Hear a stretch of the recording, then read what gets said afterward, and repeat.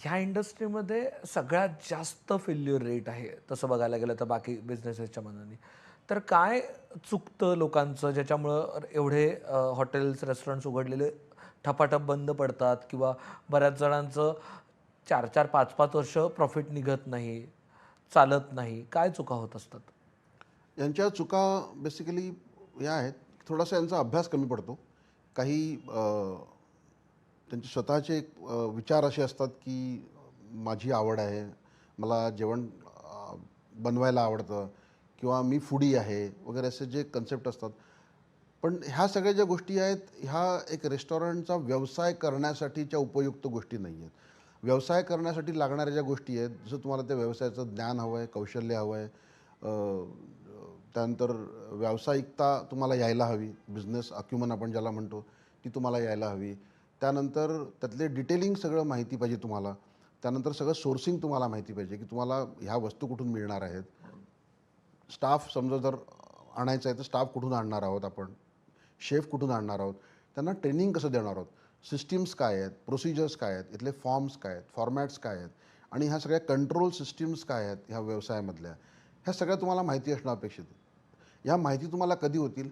एकतर तुम्ही स्वतः काम करा किंवा तुम्ही काम केलेलं आहे किंवा तुम्ही हॉटेल मॅनेजमेंट केलेलं आहे. पण हॉटेल मॅनेजमेंट करून तुम्हाला पण ते शिकायला मिळेल असं नसतं ते. तुम्हाला तो व्यवसाय बेसिकली नोकरी करून त्यातल्या काही गोष्टी तुम्हाला येतील.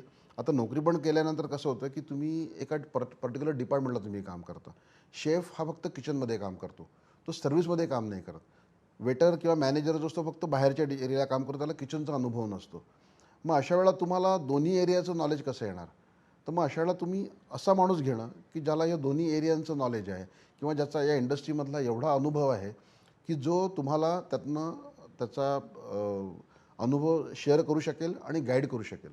आणि from beginning till the end थोडक्यात तुम्हाला हाताला धरून तो तुम्हाला एका रस्त्यापर्यंत घेऊन जाईल आणि पुढचा तुम्हाला मार्ग दाखवेल, की तुम्हाला पुढल्या या मार्गाने तुम्हाला जायचं आहे. राईट.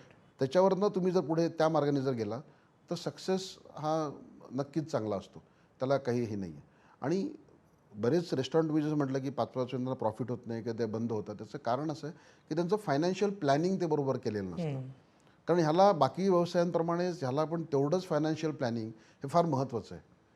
तुमचा इनफ्लो काय होतो आहे आणि तुमचा आउटफ्लो काय आहे, हे तुम्हाला डे टू डे बेसिसवरती माहिती बसायला हवं. तुमच्या फिगर्स तुमच्या हातावरती असायला हव्यात.